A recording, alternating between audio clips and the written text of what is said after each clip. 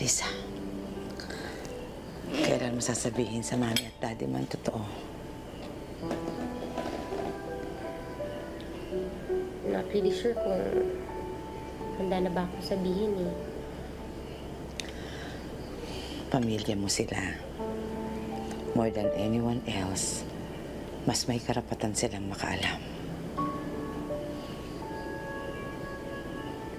For the longest time, I've been independent.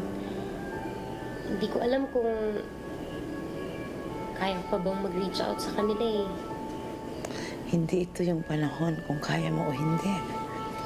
Kung independent ka o hindi. You need help. At ibibigay namin sa'yo yun. Sabihin mo lang.